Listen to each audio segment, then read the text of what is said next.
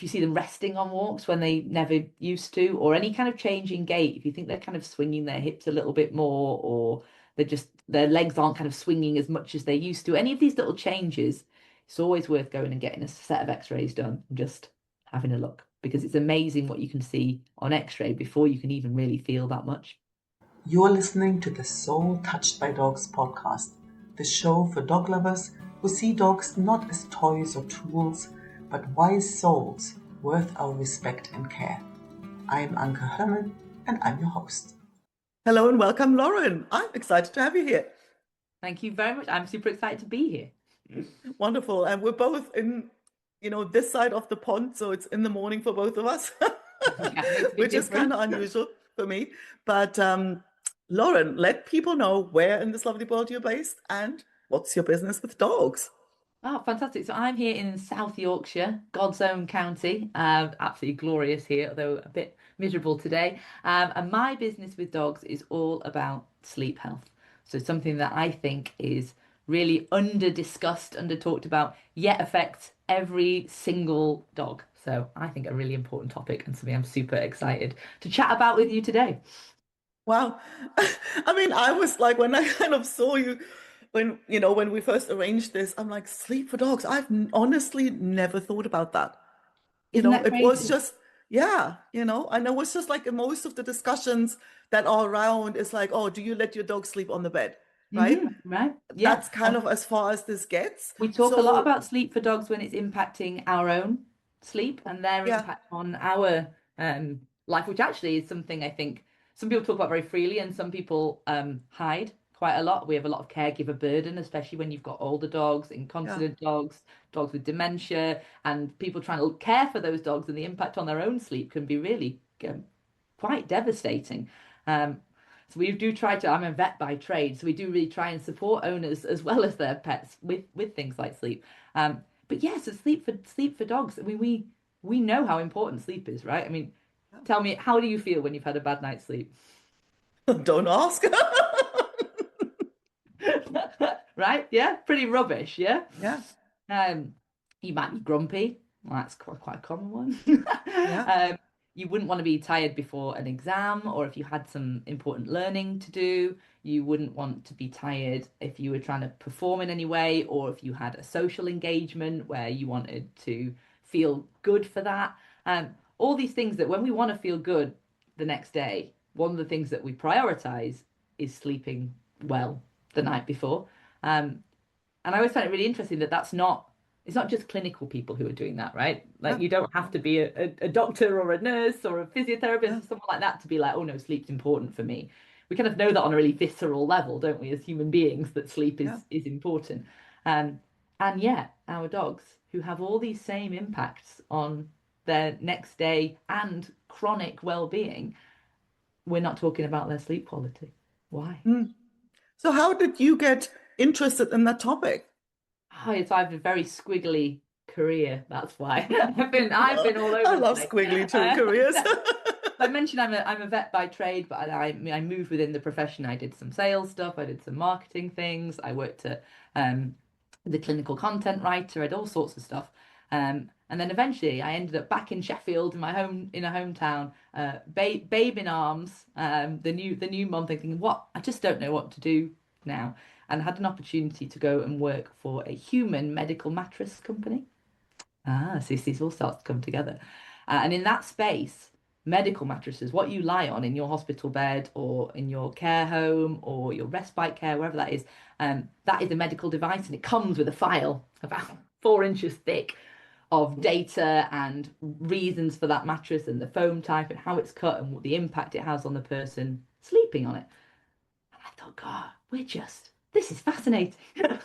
I got really, really into it. I ended up being the commercial director there for about 5 years. COVID, we were putting mattresses into the Nightingale hospitals and things like that. And as that kind of all died down, I thought I missed my profession for starters. I'm an animals girl. I'm getting nods from you. You know this, right? You're an animals girl. And I'm sure the listeners are all nodding along right now.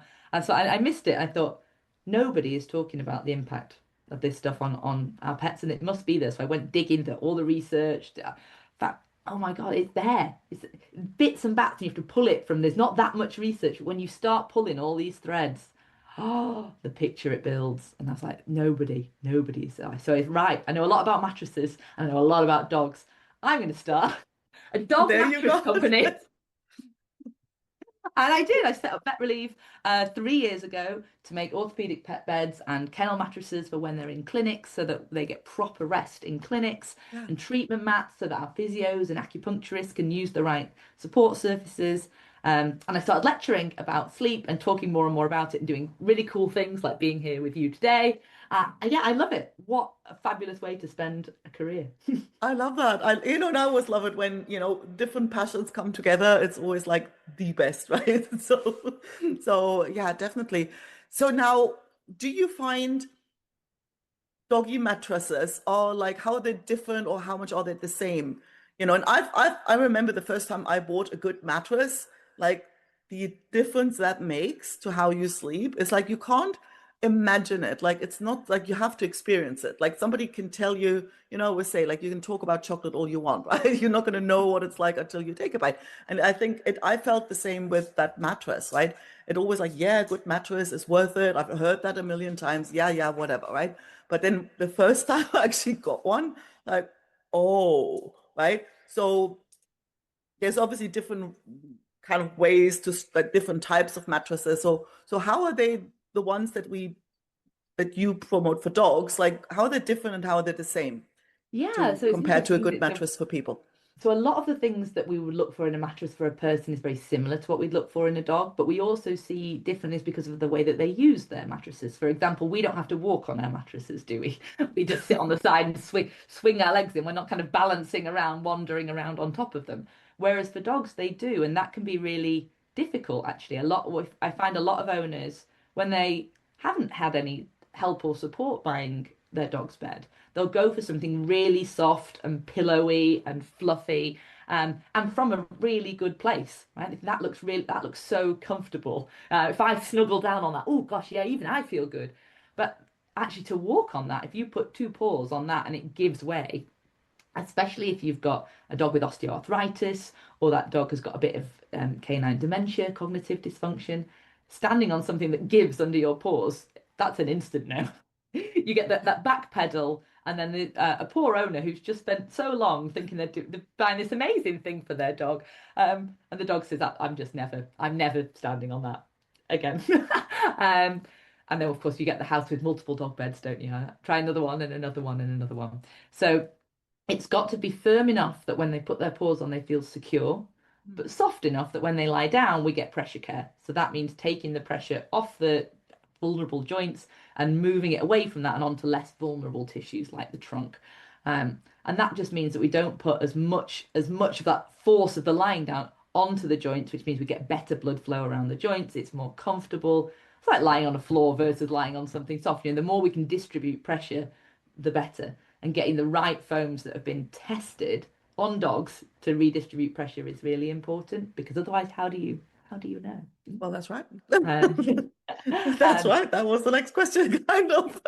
yeah, Yeah. exactly. And you get a lot of things that are like, for example, fiber filled, so Mhm. rather than foam, which is great. I pressure map those beds, and the first time I bought you'll laugh at this. I bought a £5 dog bed from um a local retailer. I thought I'm going to pressure map this against my absolute top of the range, yeah, chef's kiss dog bed, and it pressure mapped beautifully, and I nearly cried. I thought, oh my God, well, that's it. My entire career, I've just thrown it out. Buy one for a fiver that's just as good, but don't panic. I thought, I know what's good. So I got my friend's dog to sleep on this mattress for a month, and at the end of the month, all the air that had been trapped in the fiber was gone, and you can't refill it. So a month later, it was absolutely atrocious. Right. Um, so it's about longevity as well. You Yes. want to have something that when they like it and they're on it and they're enjoying it, that bed's going to give them the same support in year 5 as it does Yeah. in week 5. And that's really important as well, especially if you're going to invest in something that you want your dog to have right through through their life. You want them to have somewhere they feel safe and secure. Human mattresses, you're expecting them to last you, 8 to 10 years, aren't you? You should be expecting the same from your dog bed. Yeah. Absolutely. That makes so much sense. Like, I get your 5 pound dog bed, Oh, my that gets face more, when it first pressure mapped it. You would have but that laughed. gets expensive though, right? If you need a new one every month, right? So, Mhm. Yeah, yeah. exactly. I think thinking a bit about investing in the right piece is Mm, important, and it comes down to what can you afford, what can you do at the time. You've got to be sensible about these things as well, right? But yeah. it's knowing what to look for within the bracket that you're available to spend. What's the Yeah. sort of things that you need to be looking for? So So another one is what are things to be looking for, about like apart from the soft versus sort of firm, what are other things to look for? So height is a really helpful one. So when we're talking about dog beds, if you think about yourself getting up from the floor versus getting up from a small stool versus getting up from a dining chair, the higher your bum is off the floor when you start to rise, the easier it is to get the rest of the way, right? I used to say yellow pages, right? Getting up off of yellow pages until a very young, lovely nurse looked at me like I'd grown another head, and I realized that Yellow Pages is now quite a dated reference. I And know they're going to be hard to find now. I've had to change to small stool to be inclusive of our wonderful younger community. But that's a distraction. So Funny though. when you have small dogs, you would want a fairly thin mattress. You don't want them to have to climb up into bed or feel like they're jumping back down, because the act of jumping puts about 2.8 times their body weight through their front legs. And that can cause all sorts of micro traumas, can cause pain, and cause problems. Um, but when you've got bigger dogs, if you've got a big golden retriever or, heaven forbid, a Great Dane, something like that, if they're getting up off a bed that's 5 centimeters deep, that's a long way from bum on the ground to bum at walking height. Whereas if you get a bed that's deeper, their bum might already be halfway there. So I always try and advocate for what we call a walk on, walk off height. So you want it to be that they're not struggling, not having to climb up into it, they're not having to jump down, but their bum is getting close to probably about where their hocks would be. Yeah. So they're a bit of the way there. So for our very biggest beds, they're 16 centimeters deep. Oh, So that just gives them that little bit of lift, and what we want is for them to feel comfortable getting into the bed, but also comfortable to get back out. Because yeah. mobilization, especially for dogs with osteoarthritis, is as important as rest. They need to move. You Yeah. get stiff otherwise, don't you? So That's right. it's Yeah. that safety getting in and out. And I think height is something that we don't talk about enough with beds. Mm. Well, now comes the inevitable question. I mean, actually, because of like mine are like I've got two big dogs now, and so they are perfect on and off height is my bed. Like, what's your take on that? What's I your take on sleeping on the human's bed? Well, when it comes to sleep, what I always say is if it ain't broke, don't fix it, right? And sleep it's so individual. So you can make a real list of reasons why dogs shouldn't sleep in the bed. So, they're waking you up. Some people might say that there's hygiene concerns, they might be struggling to get in and out of the bed. There's all sorts of reasons you wouldn't, but there's all sorts of reasons you would. Having them there is really comforting, right? The human animal bond, like being together with them, that is a beautiful thing, and actually it can be really comforting for dog and owner. And actually most dogs are pretty clean. If you're washing off you're giving them their flea treatments and things like that, washing their paws, there's no reason that they shouldn't be able to spend time in your bed with you. It's just, is it working for you both? And I think that that's the critical point. If they're being woken by you or you are being woken by them, then it's time to be thinking about a different plan, because that fragmented sleep can really destroy your next day, because it's that being woken all the time that stops you getting into the really restorative parts of sleep, your deep sleep, your REM dream sleep. That's where the good stuff happens. And if you're woken a lot in the night, you spend a lot more of the night in light sleep, which isn't devoid of benefit, but doesn't have anywhere near as much benefit as those later stages. So Mm. it's really about what works for your family, I think. Yeah. It reminds me of that there's like funny memes around where you go like, here's how you picture it, right? When the dog's curled up at your feet, and then in the end, like they're sprawled again across the bed, and you're curled up in the corner somewhere, right? And you don't want to Absolutely. move to not wake the dog up, right? Yeah, I mean, my last dog, I have to say, started in a crate and ended up by the side of my head every night. So I stand on no pedestal where this I've made my own concessions to my own sleep because I didn't want to wake a sleeping border terrier. So So yeah, how would you say if I know, I have like, well, I've got one of those rings, like, and up, also I know how I feel when I get up in the morning. So I have some way to assess how well I slept. How can I, tell whether my dog slept well or didn't? hmm. So things to look for would be if you've got a dog that's sleeping well, what you'll tend to see is they're in a really good routine with it. So they'll tend to take themselves off to sleep at the same time every night. They'll be sleeping in the day. That's really important for sleep. Dogs need, they think about 14 hours of sleep a day. And that includes their kind of, they have a stage of sleep very early where they're kind of nearly asleep, but technically not. If you put the electrodes on, they're not technically asleep. They look to all intents and purposes like they are. So that's with that bit bolted in. About 14 hours. So of course, if they're just sleeping with us overnight and then awake all day, that is already a quite massive sleep deficit. So we would want to see a healthy dog sleeping in the day. Usually they nap kind of early afternoon, kind of they've not got much of a sleep pressure in the morning, bit of a nap early afternoon, up for the rest of the evening, and then a long sleep overnight. So we'd want to see that. We'd want to see them not waking overnight, not being too restless, not getting up and padding around. So these are the things, if you are starting to see those signs that they're not sleeping well overnight, that they're not getting rest in the day, with movement, shuffling, all those sorts of things, they're the sorts of things we'd say, there's some red flags there for sleep quality. Mm. So have you ever had a dog who kind of got like a really fancy bed and didn't like it? Absolutely. Absolutely. 100%. That'd You be a can't bummer, please right? all of the dogs all of the time. And I think anybody who makes a product for dogs who tells you every dog likes it, um, it's probably fibbing. But I have to say we do have a very high success rate. Hmm. Um, because of all the things that we've Yeah. discussed, trying to make sure that the products that we provide are the non-slip on the base, so it's not moving when they're getting in and out. We've got the height. We've got, for example, we just do two bolsters instead of three. So if you've Yeah. got bolsters around the edge, the raised bits, if you have three, they have to get up and kind of twist to get it comfortable. We just have two, so they can kind of walk on and flop, and they're Yes. already there. So for lots of reasons, we've tried to make it very dog first, and I think because of that, we do see a really high success rate or acceptance Yeah. rate. Some dogs are on it the first night. Some it takes a little while to get used to it. Change, especially for an older dog, can still be Mm.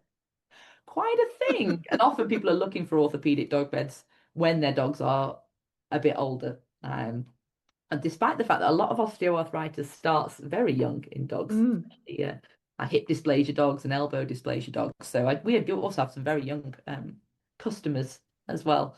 But yeah, no, I think in general we see a really high acceptance rate, but no, not 100%.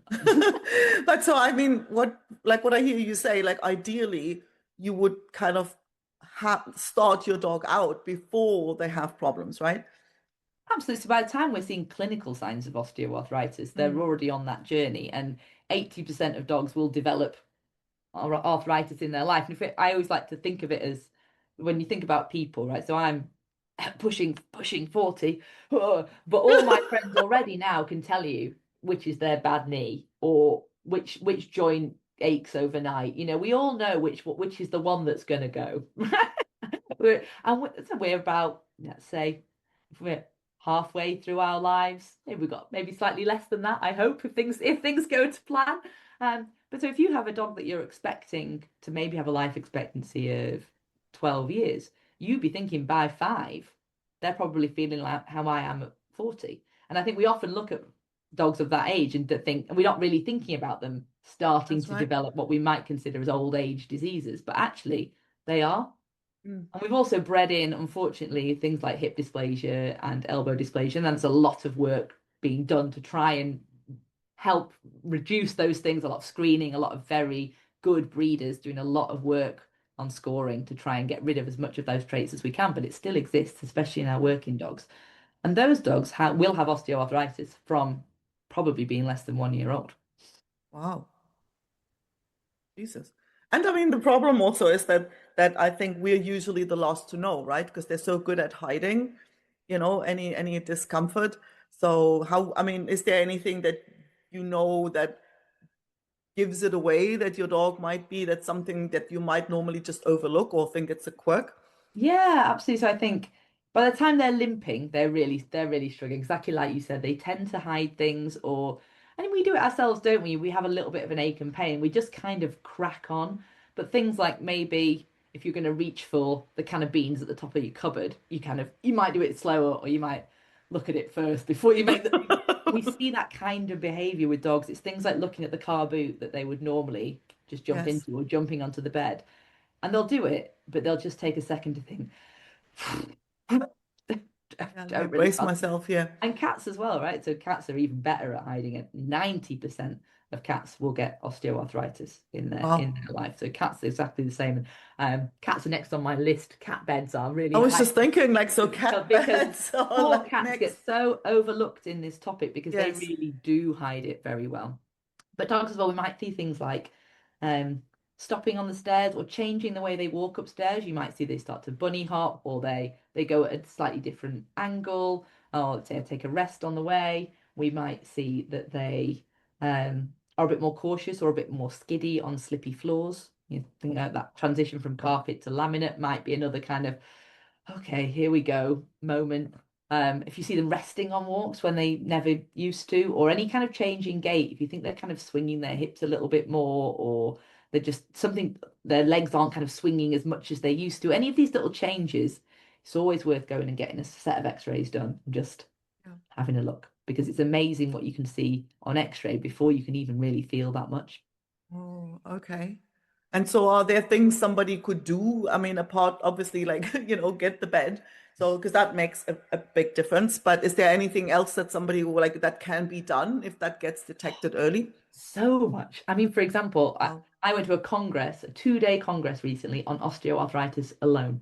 And Yeah. every single lecture for 2 days across 3 streams was on osteoarthritis. There is so much in the veterinary community and the physiotherapy community, and the acupuncture community, and the hydrotherapy community ready to help these dogs with osteoarthritis. It's absolutely incredible what we can do, and what you can do at home. So simple things like putting down rugs if you've got slippy floors can be Mm. massive. Popping a baby gate on the steps so that you're there to make sure you're supporting them when they're going up and down steps, or preventing them from going if we think it's something that really is difficult for them. Thinking about where we put their beds. So, for example, we talked about the fact that dogs physiologically require to sleep in the day.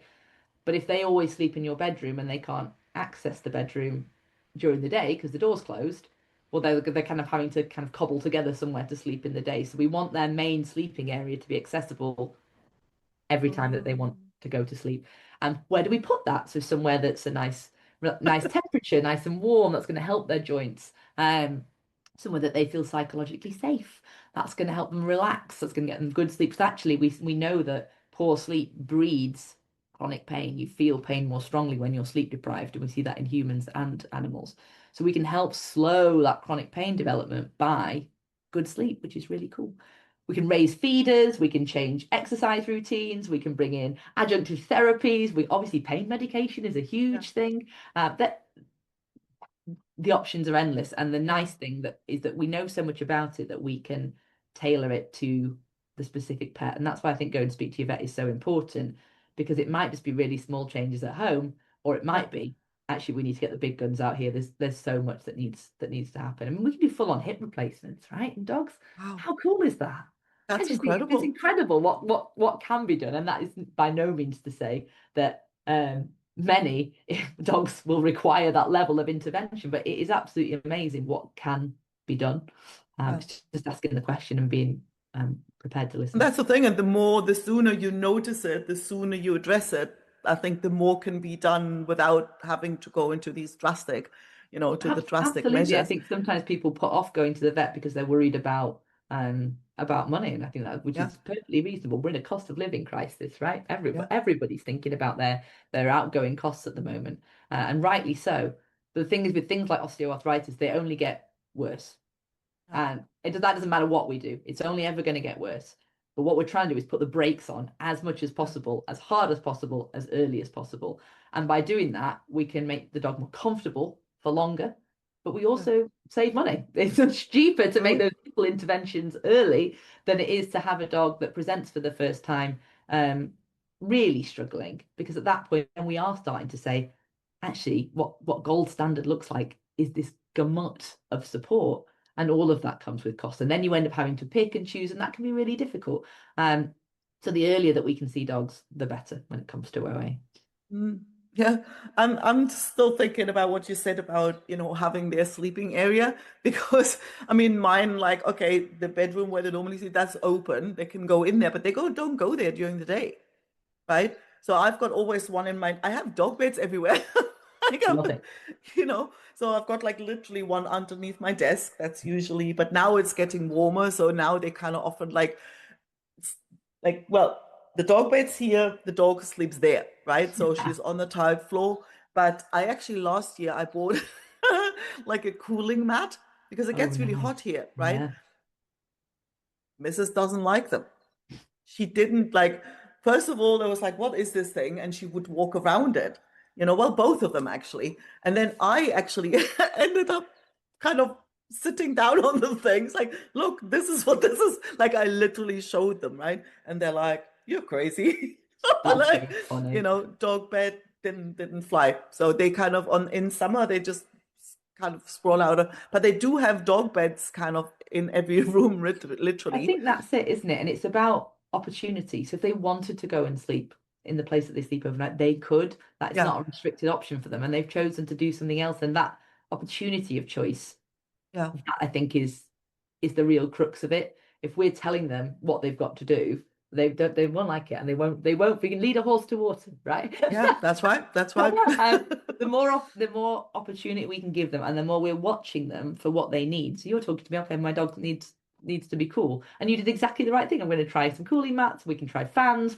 And by listening to them and trying to understand what they need, you're much more likely to hit on what it is that's going to work for them. Yeah. No, the cooling mat, definitely. The cooling mat, yeah. And I even tried one of those like that you kind of like cool and then you put it on like a vest. Didn't like that either. Well, maybe I might need one of those cooling mats for my perimenopausal days. So I'm like, I'll literally, I tried it on because when it gets really hot, it's like, I'm going to wear the damn thing. Yeah. When I'm sweating away, I'm going to come to your house and lie on your cooling mat. But I mean, I never forgot the faces. Like when I lay down on this thing, like the way they looked at me, like, have you lost the plot now? Us dog owners, we are a bit mad, aren't we? I think we are, and proudly so. I'm proud of it as well, which is the key. That's right. That's right. So where can people, check out the dog beds and find out more and, and get one? Or, also actually one more thing I wanted to ask you about size, because, does size matter? Because I have a situation in my house. I have little dog beds that were actually bought for the two little dogs that have crossed now, right? And I have massive dog beds. Funny enough, everybody likes the small one. They all squeeze their big asses in the small thing. And so even though the other one is right next to it. So what do you recommend in terms of size? Like, is that just my dogs being weird, or is it like, you want a really like generously sized bed, or like something smaller where they can cuddle up into? Like, what do you find more popular, or is there a reason why you should go one for the other or the What other? I would always say is, although you do of course always hear of the dogs squeezing themselves into the tiniest space ever. It's like cats, isn't it? If I fits, I sits sort of situation. But what I would always recommend is when people ask me about the beds is to measure your dog from nose tip to tail base. You don't need to worry about the tail itself, but the base of the tail. And then add a couple of centimeters, and the bed should be at least that long. And the reason that I say that is, if you think about it, I sleep quite curled up actually, but I don't have a toddler mattress. I could do. I would fit in it, the way that I sleep. But in case I want to sleep starfished one day, I have a nice big mattress that fits my entire body. And it just means that whatever position they want to sleep in, whatever's comfortable, they can get into it if the bed is as big as they are. Because we find, especially with dogs who are starting to develop joint conditions and things like that, that they might change what sleeping position is most comfortable. We might find that they're repositioning more often. You might find that your back sleeper becomes a side sleeper, for example. And if the bed that they love can accommodate that, then that's fabulous. But yes, of course, if they prefer to squeeze their butts into a tiny bed, again, if it ain't broke, if they are having good sleep, smushing themselves into a minuscule bed, I'm like, fine. If they're sleeping well, don't move anything, don't touch anything. Yeah. That is great. But if you're buying a new one, I would always say, get the tape measure out and measure them, and then you'll be sure. Because otherwise, it drives me mad when you see this bed is for the Labradors. The massive dog or the tiny bitch, like which they're humongously different sizes. You can't just say Labrador. That doesn't what. So measure your dog. They are individual. They are not defined by their breed. Get the tape measure out. Doesn't take that long, and then get the bed that fits them. Yeah, that makes so much sense. And so where do they go to get the bed that fits them? Well, if you want to get one of ours, you would go to vetrelieve.co.uk. You can follow us on Instagram at VetRelieve UK and the same on Facebook. And if you're looking for me, I'm at The Sleep Vet on both of those places. I love that. And do you ship internationally? Do you ship in the UK? Where? So online, you can buy for the UK. If you want it to go further, and we have sent them much further, you can just drop us a line through our contact form, and we can invoice directly, and we can do international shipping. So we can, but you can't order directly through the website. You get to talk to me, which I That's think perfect. That's even better. That's even better. Well, thank you so much. This was absolutely insightful and so interesting because I literally had not ever thought about it. And so I'm going to just look at these dog beds all differently now. And you take yourself to bed at 9 o'clock tonight as well, because all That's that right. On pain and feelings and memory and learning, it's all the same for us and them. That's right. Well, thank you so much. Bye. Thanks so much for listening. If you enjoyed the episode, don't forget to subscribe and leave a review so other dog lovers can find the show. Head over to soultouchedbydogs.com and sign up for the weekly treat. Tips, recommendations, and personal stories to warm your dog-loving heart. And if you know a awesome human you think I should interview, I'd love an introduction. Email me at Anke, that's ANKE, at soultouchedbydogs.com.